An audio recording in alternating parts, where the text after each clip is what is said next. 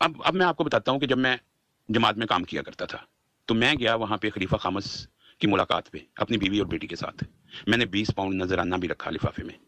वहाँ में गया, मैंने सूट टाई वगैरह लगाई हुई थी, वो मैं अभी पिक्चर भी अपनी शेयर करता हूँ। तो उन्होंने मुझे कहा कि यहाँ तशरीफ रखें। हम सलाम करके बैठ गए। तो फिर उन्होंने मुझे पूछा आप क्या काम करते हैं। मैंने उनको बताया कि हजूर मैं तो इस्लामाबाद टिलफोर्ड जहाँ आजकल वो रहते हैं वहाँ सिक्योरिटी का काम करता हूँ। तो अब आगे सुनिए उनका क्या थे अल्फाज। मुझे कहते हैं तुमसे चला तो जाता नहीं है, तुम सिक्योरिटी क्या करोगे। मैं बड़ा परेशान हुआ, हैरान हुआ कि इन्होंने ये क्या बात कर दी है। मेरी बेटी भी साथ थी, बीवी भी मेरी साथ थी। मुझे बड़ी शर्म आई इस बात पे।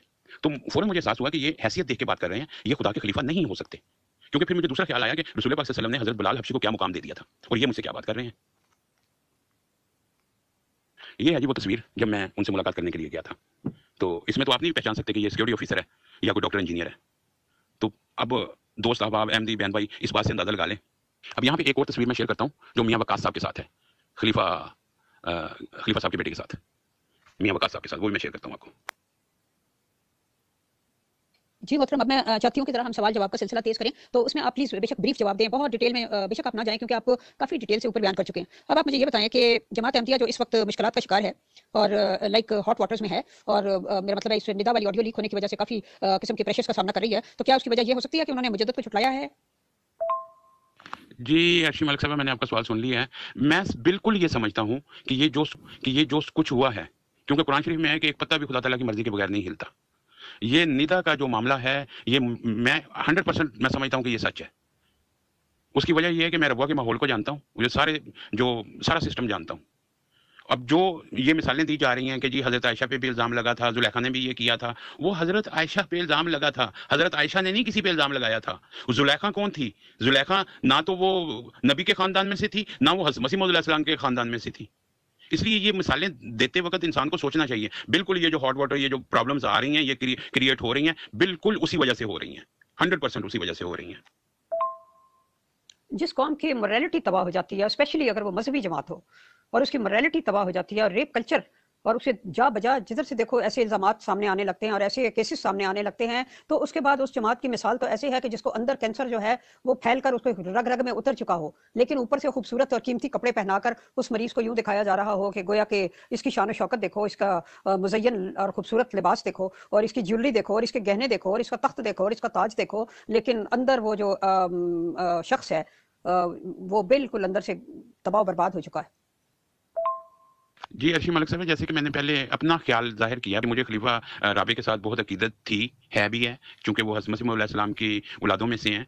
लेकिन यहाँ पे मेरा ज़ाती राय है कि यहाँ पे उनसे ये एक मिस्टेक हो गई। मैं जब जर्मनी में रहता था तो मेरी जो पहली बीवी थी, अब ये मेरी दूसरी बीवी है, अल्लाह ताला ने मुझे बहुत नेक बीवी दे दी है अल्हम्दुलिल्लाह। जो पहली बीवी थी उसके साथ मेरे मामलात कुछ अंडरस्टैंडिंग नहीं हो पा रही थी, तो वो भाग भाग के जमात में जाती थी। मैंने उसको मना किया था कि जमात में ना जाओ, ये तमाशा बनेगा, हम आपस में सॉर्ट आउट कर लेंगे। लेकिन वो नहीं मानी, उसने खुला ले ली। मैं मुख्तसर सुना रहा हूँ, खुला ले ली। खुला के बाद मेरी ये शादी हो गई, दूसरी बीवी मिल गई। तो वो उसका राब्ता था, मैं बच्चे को मिलने जाता था। मुझे वो एक दिन कहती है कि आप ठीक कहते थे कि ये लोग ठीक नहीं है। मैंने कहा वो कैसे, क्या हुआ? कहती वो सदर साहब जो है ना, वो आए थे तो उन्होंने मेरा बाजू पकड़ लिया था, तो मुझे उन्होंने कहा है कि जी खूबसूरत औरतें जो है मेरी कमजोरी हैं। मैंने वो सदर साहब को मैं मिला भी, मैंने कहा तुम अपने भाइयों को बताओ, क्योंकि मेरा तुम्हारा तो तलक नहीं रहा है, मैं तुम्हारी इस बारे में मदद नहीं कर सकता। मैंने वो सदर साहब को कहा, मैं कहा सदर साहब आपने जाके उसका बाजू पकड़ा था कि खूबसूरत औरतें मेरी कमजोरी हैं? कहते नहीं। मैं कहा झूठ मत बोलो, सच बोलो। मैंने कहा आप समझो कि आप खुशकिस्मत हो कि वो मेरे निकाह में नहीं है। अगर वो मेरे निकाह में होती ना तो मैं आपकी ये जुबान काट देता। तो आप अब यहाँ पे अंदाजा लगा लें कि जो ओहदेदारान है अगर वो ये काम करेंगे तो गरीब लोग, बाकी लोग बेचारे वो मासूम लोग हैं। इस तरह के भेड़िए हैं मौजूद जिन्होंने भेड़ बने हुए हैं और भेड़ की खाल में है। शेंडी शाह को आप देख लें, कितने बड़े ओहदे पे बैठा हुआ था, वो किसी को पता ही नहीं चला, किसी को पता ही नहीं चला। इस तरह के बहुत लोग हैं, लेकिन सारे नहीं है यहाँ पे मैं कहता चलूं, अच्छे लोग भी हैं। जी अर्शी मलिक साहब, मैं आपके साथ इस बात पे इत्तेफाक करता हूं कि हर चमकने वाली चीज सोना नहीं होती। बिल्कुल आपकी बात ठीक है। अब उसकी मिसाल आप देख लें लव फॉर ऑल से। ये लव फॉर ऑल हेटेड फॉर नन, इसका मतलब क्या है? लेकिन उसके बाद आप टर्म्स एंड कंडीशन लगा देते हैं। ये आपने वेस्ट मुआशरे के लिए ये चीजें रखी हुई हैं। लव फॉर ऑल हेटेड फॉर नन, या प्यार है या नहीं है। बीच का रास्ता तो मैं मानता ही नहीं हूं। बीच का रास्ता नहीं होता, एक बात होती है, मुनाफिकत नहीं हो सकती। जमात अहमदिया का देखें ये है कि वो जैसे कहते हैं गालियां सुन के दुआ दो, पाके दुख आराम दो। सन 1974 में रब्बा के रेलवे स्टेशन पे अगर वो लोग गालियां देके गए थे या नंगे होके गए थे तो जो वो चले गए थे, वापसी पे भी उनको जाने देते। क्यों उनको डंडों से मारा था वहां पे? उसके बाद ही तो हालात सारे खराब हुए थे। और भुगते किसने थे? लोगों ने, आम अहमदियों ने, गरीबों ने। जो चंदे भी देते हैं, सारा कुछ करते हैं, भुगते तो उन्होंने था सारा कुछ। मैंने खुद देखा है, मैं खुद, हमारे घर के बाहर मजमा इकट्ठा हो गया था, हम रातों रात वहां से निकले थे। जमात अहमदिया का अंदरूनी डिसिप्लिन इतना शदीद है कि ऊपर के लोगों की मर्जी के बगैर कोई पर भी नहीं मार सकता, खलीफा साहब की मर्जी के बगैर। तो ये जो तालिब इल्म थे, आई मीन ये जो निश्तर मेडिकल कॉलेज के तालिब इल्म जब वापस जा रहे थे, तो उन पर जो खुद्दाम ने हमला किया रब्वा रेलवे स्टेशन पर, और उससे पहले ही वो वहाँ से पीछे से ही उसमें ट्रेन में सवार होकर आ रहे थे रब्वा रेलवे स्टेशन पर ट्रेन को रोक कर, तो ये आपके ख्याल में किसके हुक्म से हुआ? क्योंकि अपने तौर पर तो इनके लोगों में इतनी जुर्रत नहीं है कि ये खुद ही इकट्ठे होकर कितना बड़ा फैसला कर लें कि जी इस तरह से हम ये करेंगे। तो इसके पीछे कौन था? जी, अर्शी मलिक साहिबा, मैंने आपका सवाल सुन लिया है। मैं जब बचपन में अपनी दादी के घर में रहा करता था, तो मेरी दादी जान भुट्टो की बड़ी फ़ैन थी। अब मुझे उस वक़्त तो इस बात की समझ नहीं आती थी, और भुट्टो के लिए इन्होंने कैंपेन भी चलाई थी, खलीफा राबे ने और खलीफा सालिस ने। अब यहाँ पे मैं आपको एक बात बताता मैंने जब भुट्टो के मुतालिक दुआ की थी, एक ज़माने में भुट्टो की मैंने बहुत मदद की थी। अब यहाँ पे मैं आपको एक बात बताता चलूं कि हज़रत मसीह मौऊद अलैहिस्सलाम ने मना किया था कि सियासी कामों में हिस्सा नहीं लेना। मियाँ अजीज़ साहब को, जो उनके पोते थे, मियाँ सुल्तान साहब के जो बेटे थे, उनको निज़ाम जमात से अलहदा कर दिया था कि आप कोई किसी जमात के काम में हिस्सा नहीं ले सकते जब तक आप वो सियासत नहीं छोड़ते। तो नबी की बात को मानना एक सुन्नत होती है। तो इन्होंने फिर क्यों उस सियासत में हिस्सा लिया था, भुट्टो की सियासत में? बाद में भुट्टो को कह दिया कि ये ज़मीनी कीड़ा है, जब उसने इनको ठोकर मारी। अच्छा, अब ये कहते हैं कि जी हमने, भुट्टो ने हमें कहा था कि, तो इन्होंने फिर क्यों उस सियासत में हिस्सा लिया था, भुट्टो की सियासत में? बाद में भुट्टो को कह दिया कि ये ज़मीनी कीड़ा है, जब उसने इनको ठोकर मारी। अच्छा, अब ये कहते हैं कि जी हमने, भुट्टो ने हमें कहा था कि टीच देम ए लेसन, कि जो वापस आएंगे तो टीच देम ए लेसन। जी हमने, भुट्टो ने हमें कहा था कि टीच देम ए लेसन, कि जो वापस आएंगे तो टीच देम ए लेसन। तो बिल्कुल आपकी बात ठीक है। उस वक्त अजीज भामड़ी साहब का दौर था, वहां पे चिड़िया पार नहीं मार सकती थी। मैंने सब कुछ देखा हुआ है, ऐसे ही है बात। हम लड़के गाली की थोड़ी सी निकाल देते थे ना, तो उसके ऊपर सजा मिलती थी कि ये गाली क्यों निकाली है। किसी लड़की को कोई छेड़ देता था ना, तो उसको सजा मिलती थी, निजाम जमात से खराज हो जाता था उसका। बिल्कुल ऐसे ही है। जाहिर है कि ये ऑर्डर ऊपर से ही आए थे कि वहां उनको मारो। और अब बात यह है कि जो मुस्लिम मौद जिस वजूद का वादा किया गया था, उसने तो इस्लाम को दुनिया के किनारों तक पहुंचाना था, और ये खुद ज़ाहिर इस्लाम से खारिज होकर बैठे हुए हैं। उसकी वजह क्या है? क्योंकि भुट्टो के तल्लुकात थे खलीफा राबे के साथ, ये उनको मिलते जुलते थे, और भुट्टो को इन्होंने ही बताया था कि जो निज़ाम जमात की पाबंदी नहीं करता, हम उसका अखराज कर देते हैं। भुट्टो ने इन्हीं से सीखा था, और वही काम उसने पार्लियामेंट में जाके कर दिया। उसने कहा चलो तुसी तो छुट्टी करो ना, दायरा इस्लाम चो ही खारिज। इन्हीं से सीखा था उसने, इन्हीं से सीखा था। जब वो जमीनी कीड़ा था, तो इनको तो इल्हाम होते थे, ये खुदा ताला से दुआ करके पूछ लेते कि हम इसकी मदद करें या ना करें। This is the big question mark. जी मोहतरम, और अब जब वो जमीनी कीड़ा था, तो इनको तो इल्हाम होते थे, ये खुदा ताला से दुआ करके पूछ लेते कि हम इसकी मदद करें या ना करें। This is the big question mark.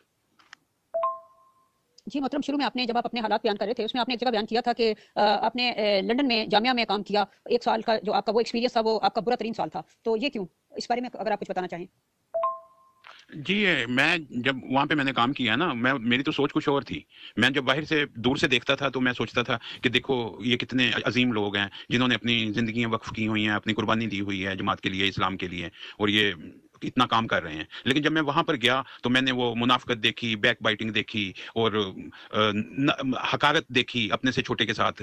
अब मैं आपको एक मिसाल दे देता हूँ उसकी, जो मैं डिसहार्ट हुआ। मेरे जो ससुराल हैं वो यहाँ पे इंग्लैंड में ही रहते थे। मेरे फादर इन लॉ जो हैं, वो, उनको कैंसर था, और डॉक्टर ने जवाब दे दिया हुआ था। वहाँ के जो इंचार्ज थे, मैंने उनसे छुट्टी मांगी कि मुझे छुट्टी दें, क्योंकि डॉक्टर ने जवाब दे दिया, मैंने अपनी वाइफ को उनके पास लेके जाना होता है। तो वो कहते नहीं, आपको छुट्टी नहीं मिल सकती, आपने पहले दरखास्त देनी थी। मैंने कहा मैंने आपको दरखास्त भेजी थी, आपके व्हाट्सअप। कहते कहाँ भेजी थी? मैंने कहा आपके व्हाट्सअप पे भेजी थी। कहते मेरा तो व्हाट्सअप ही नहीं है। मैंने उनको अपने मोबाइल से उनकी व्हाट्सअप, उनके नंबर का व्हाट्सअप, उनकी तस्वीर दिखाई, और वो ब्लू टिक हुए थे। मैंने कहा ये देखें। मैंने कहा आप झूठ क्यों बोलते हैं? अगर आपने पढ़ा नहीं है तो ये एक अलग बात है, हो सकता है आपने ये पढ़ा ना हो, या आपने इसको इग्नोर कर दिया हो, लेकिन आप ये क्यों कहते हैं कि मेरा तो व्हाट्सएप ही नहीं है? मतलब इस तरह के झूठ, और वो शाम के वक्त चलते हुए वहां पे एक दूसरे के खिलाफ बातें हो रही हैं, और वो 2 आदमी जा रहे हैं, वो तीसरा जो सुन ही नहीं रहा, तो उसके खिलाफ बातें कर रहे हैं। तो मैं कहा ये मैं कहाँ फंस गया हूँ, मेरे अल्लाह मुझे यहाँ से निकाल। ये इसकी 1-2 मिसालें थी, ये 1-2 चीजें ये थी। और इसके अलावा हैं बेशुमार। मुझे किसी की जाती जिंदगी पे अटैक करने का शौक नहीं है, कि जब वो सुन नहीं रहा है या सुनेगा बाद में। हाँ, जिसको इतराज है वो मुझे करे बाद, मैं उसके मुंह पे बात करने के लिए तैयार हूँ, क्योंकि मैं झूठ नहीं बोल रहा हूँ, मैं सच बोल रहा हूँ। सादक कभी नहीं डरता है। हमेशा मुखन्नस भागता है, साधक नहीं भागता। जी, दूसरी बात ये है कि मैं तो जर्मनी में भी रहा हूँ, मेरा ट्रांसपोर्ट लॉजिस्टिक का कारोबार था। गाड़ियाँ डाली हुई थी मैंने ट्रांसपोर्ट लॉजिस्टिक में, और टैक्सियाँ भी थी। मेरा वहाँ पे महीने का मैं 8-8, 9-9 हज़ार यूरो कमाता रहा हूँ, और उसके बाद मैं इंग्लैंड में भी 4-5 हज़ार पाउंड तक कमाता रहा हूँ। तो उधर मैं 700 पे लगा हुआ था। आप सोचें, एक बंदा 9,000 5,000 पाउंड कमा रहा है, और फिर वो उसको एक वक्त ऐसा आ जाता है कि उसको 700 पे काम करना पड़ता है, और टके टके के आदमी की बात सुननी पड़ती है। तो वो कहेगा ना कि मैं कहाँ फंस गया हूँ। तो इसलिए तो मैंने फिर वो गेटवे के एरिया का टैक्सी का लाइसेंस किया, और फिर मैंने वो सिक्योरिटी का लाइसेंस किया, और मेरी जान खलासी हुई वहां से, मेरी जान छूटी। अब वही इंचार्ज जो थे, जिनको मैंने छुट्टी की दरखास्त के लिए कहा था, तो वो मुझे कहते हैं तू करके, तू।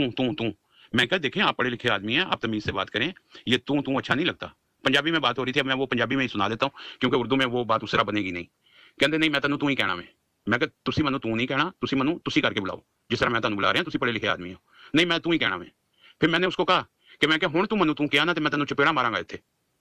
जब मैंने ये कहा ना, तो फिर उन्होंने कहा तुसी हुण अपनी नौकरी का बंदोबस्त कर लो। मैंने कहा भाड़ में खड़ी नौकरी, मेरे पास तो 2 लाइसेंस जेब में थे। मैं वहां से गया, जाके उधर टैक्सी चलानी शुरू कर दी, नई कार खरीदी और टैक्सी चलानी शुरू कर दी। तो ये सारी चीजें हैं। कौन मुत्तकी लोग इस तरह की बातें करते हैं, इस तरह का उनका बिहेवियर होता है अपने लोगों के साथ।